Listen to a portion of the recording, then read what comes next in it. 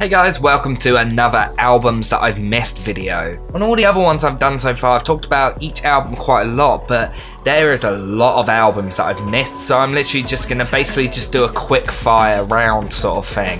I'm just gonna blast through this list I've got of, I don't know how many are on there, but there's quite a lot on this list. I'm just gonna get through it as quickly as I can. Some albums I'll talk about a little bit more, some albums I'll just basically say a sentence or two depending on what the album gives me to talk about. So here are every album that I listened to and didn't give a review from April to September of this year.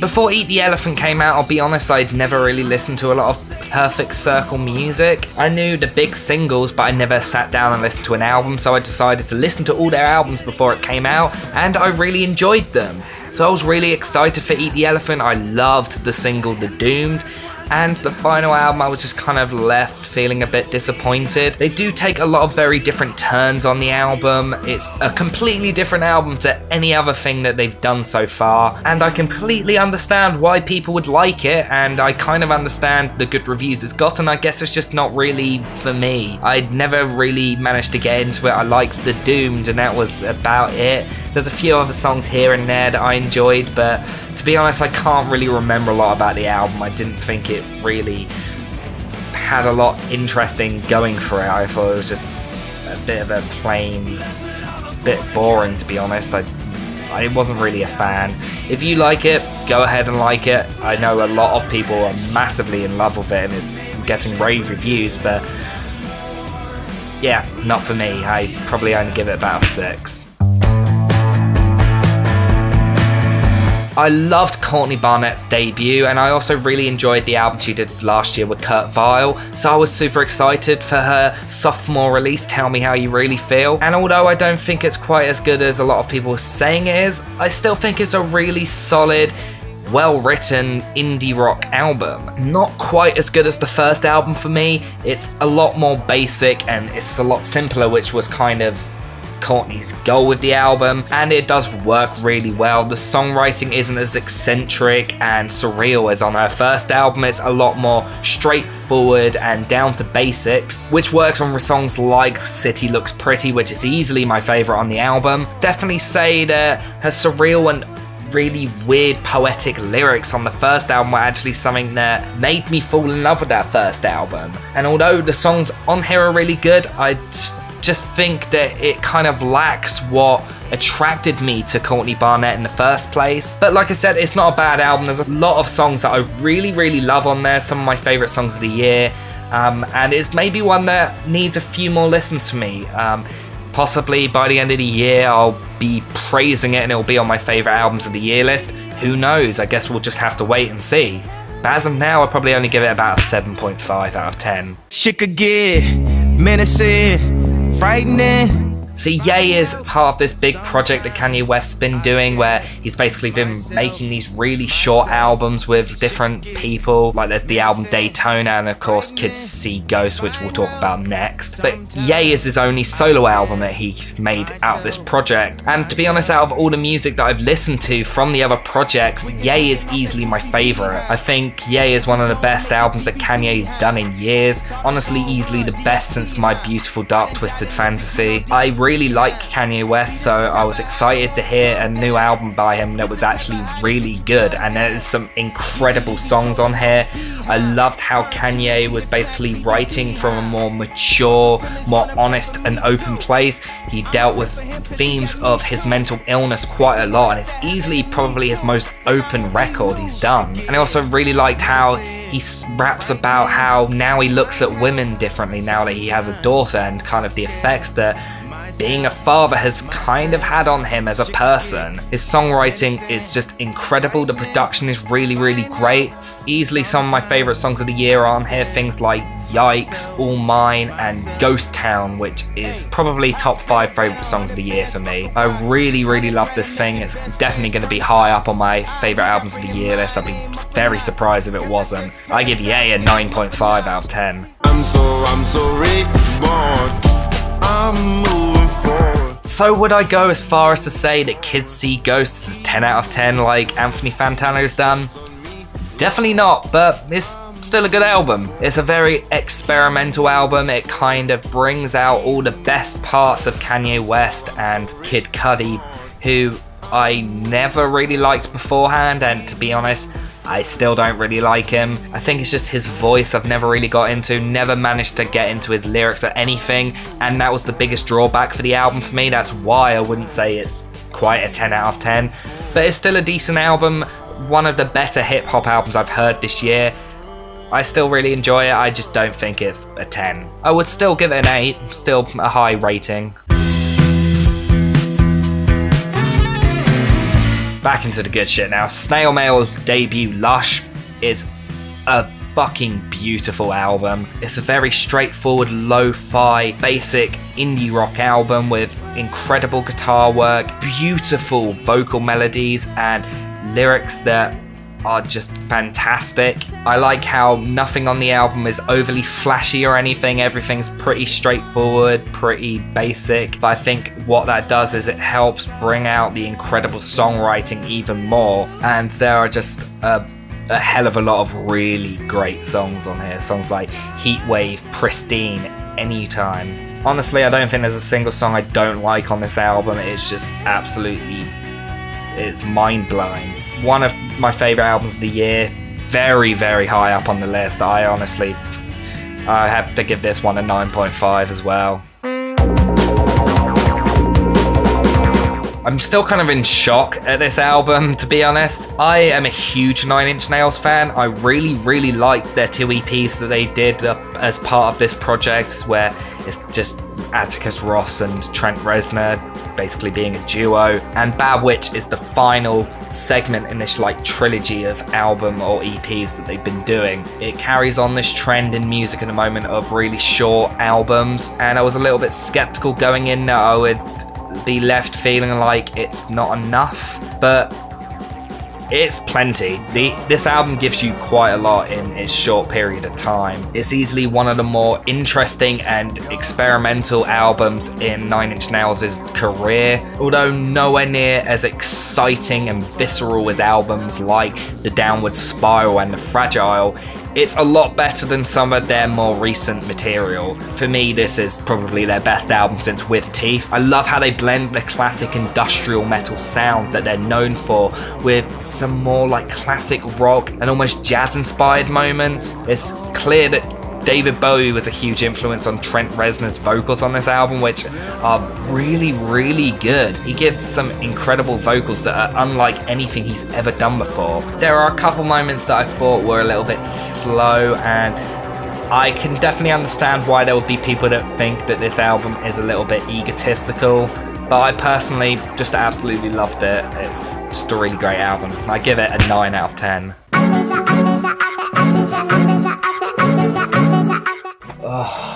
I didn't review this when it came out for the simple reason that I didn't listen to it when it came out. I really like Panic at the Disco. I've not made a secret about that. I reviewed Death of a Bachelor. I've talked about how Pretty Odd is one of my favourite albums of all time. A Fever You Can't Sweat Out, also one of my favourite albums of all time. I also really love Too Weird to Live, Too Rare to Die. In fact, I like all their albums. Vices and Virtues not so much, but apart from that, I really, really enjoy their music. Or his music. Pray for the Wicked is fucking awful. I didn't like the singles from it when they first came out. Hated with a passion Fuck a Silver Lining. Say Amen, I was kind of indifferent to. It's kind of grown on me a little bit, but it's still not great. And High Hopes, I hated at first, but it actually has ended up being probably my favourite song on the album. But the rest of the album is just absolute shit. Like, there is almost nothing redeemable about this album at all. I did not enjoy a single moment of it. I thought it was really repetitive, really boring, completely uninteresting. Every single song sounds the exact same. What I loved about all their other albums is every single one is completely different to the last. They all follow down this different trend of pop music, which I thought was really interesting. But this album is literally just Death of a Bachelor Part 2, except he uses way more modern pop cliches than he did on that album. and it just leads into one of the most grating and unlistenable albums I've heard this year. I just don't understand what happened here. It's not a good album in the slightest. I can't explain how much I hate this album. 2 out of 10. This one was a big surprise for me. I did not expect there to be a new Gorillaz album so soon. Humans only came out last year, and to be honest, I wasn't really a big fan. But when this one got announced, I held out hope. I loved Humility, and in fact, I loved all the singles from the album. Gorillaz are one of my favourite bands. I absolutely loved their first 3 albums, especially Demon Days and Plastic Beach. And I was very happy with the Now, because it was just a complete step in the right direction, which Humans was not. It felt like Damon Albarn was basically trying to right all the wrongs that he made on that album.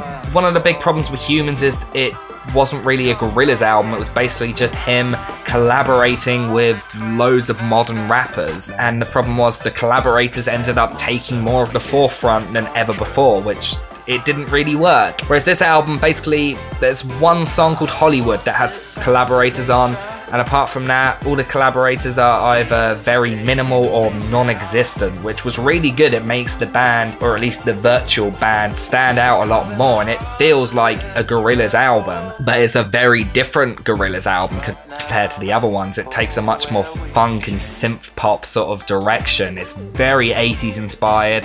It's full of some really great, beautiful pop songs. Humility is one of the best songs of the year, and there's also loads of really great songs like Trans and the almost country-esque Idaho, which I love. I don't think there's a single song on this album I don't like. It's just a really fantastic album. Not quite Demon Days or Plastic Beach level, but miles ahead of The Fool and Humans. I give it a 9 out of 10.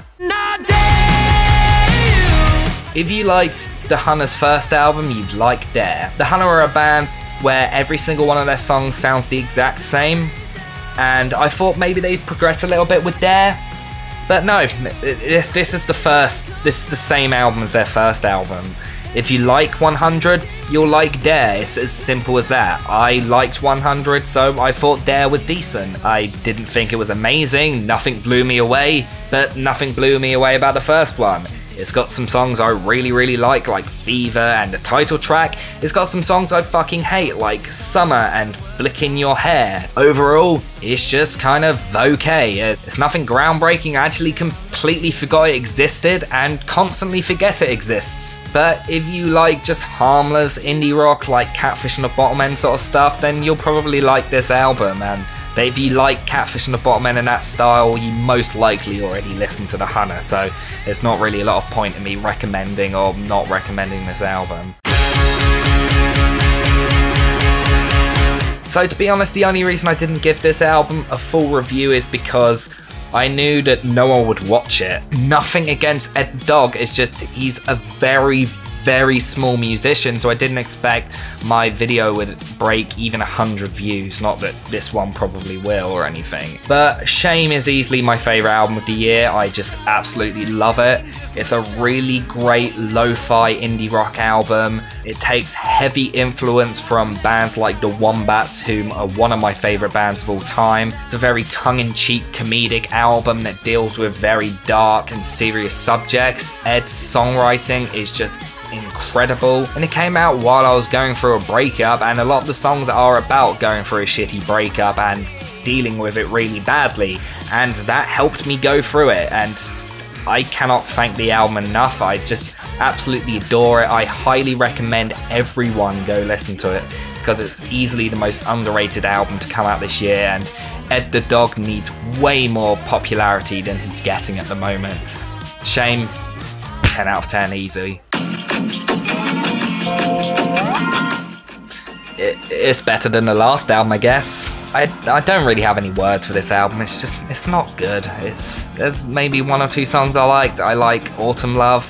I Dreamt We Spoke Again. I don't actually remember any other song. Gold Rush is fucking awful. I literally don't remember a single other song on this album. It's not the worst album in the world, but it's not good. Like, as I said, better than the last album, which I still can't pronounce, but can we have another Transatlanticism or Plans or Narrow Stairs? Even a Co's and Keys would be alright, guys. Like, can you give us something, not one of the most bland and uninspired pop albums of the year?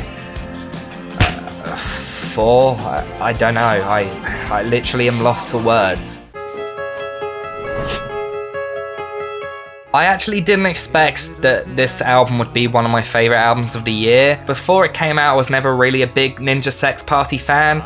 I had only really listened to a few songs, and that's because I'm a big Game Grumps fan, and obviously Danny Sexbang, the lead singer of Ninja Sex Party, is one of the 2 guys of Game Grumps. But I gave Danny Don't You Know a try, and it's possibly one of, if not my favourite song of the year. And then I went over, listened to all their albums, listened to the Starbomb albums as well, and really enjoyed them. And when Cool Patrol came out, I absolutely loved it and think it's the best album they've done to date. Not only is the songwriting really fucking funny, it's really good. Danny's vocals are incredible. I love the instrumentation on all the songs. It's just a really solid, well-made album that proves that comedy music can actually be really good and shouldn't be written off. I really like Cool Patrol. I give it an 8.5. Slaves are one of the best bands in British punk at the moment. They blend a lot of the style of early punk with kind of the spoken word sort of stuff of post-punk, and their music is very simple, but it's very thrashing and exciting, and a lot of times really funny as well.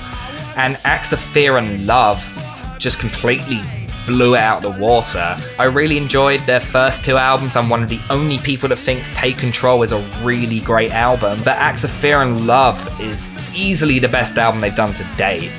Everything about it's fantastic. The songwriting is great. I love all the guitar riffs. They're super memorable. It's, again, it's a really short album, but it was needed because their last 2 albums have been overly long. Because it's so short and punchy, the impact ends up hitting you a lot harder than it would if the album was like double its length. So easily one of the best punk albums of the year. I give it a 9. I got a couple of mentions, still I don't have any manners. You got a couple of ghostwriters, but to these kids it don't actually matter. I still don't like it. I gave it a listen when it came out, and I didn't like it. I thought it was alright. I thought some of the songs were pretty good, but there was a lot of complete shit on there. I gave it some time, thought the songs over, listened to them a few more times, and I still don't like it. I think it's really overrated. It's better than Revival, but I think him doing a shit into the microphone would have been better than Revival. I don't really remember a lot of the songs on there, so I don't really know if there's anything that I really like, and just I can't remember at the moment, but I don't really remember enjoying many, if any, of these songs. The album isn't terrible. It's one of the better albums he's released in the last decade. Also, it's home to Venom. Yeah.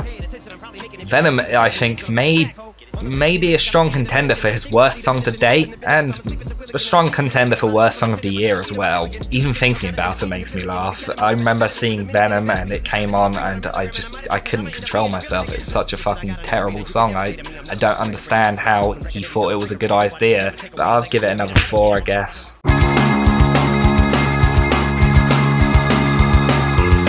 Oh my god, I love the new Idols album. It is one of the most exciting, in-your-face, visceral experiences I've had this year. When it came out, I had never really listened to them, so I went back and listened to Brutalism, which I absolutely loved, and I loved it so much that I didn't think that Joy is an Act of Resistance would be able to hit me as hard as the album did, but I was just completely blown away by how incredible this album is. Everything about it is really great. I don't want to talk about it, just go listen to this album because it's one of the best experiences I think you'll have in music this year. Really incredible post-punk album.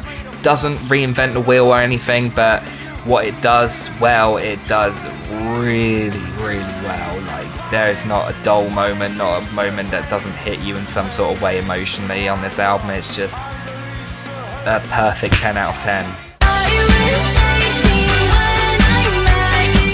Fuck this band. Fuck this band. I fucking hate this band. They are absolutely shit. Their album's absolutely shit. Please just go away. I can't stand them. I'm still kind of in awe about how good the new Metric album is. I love their early work. Old World Underground is one of my favourite albums of all time. I also love pretty much every album they did up until Fantasies, which itself is a really great album.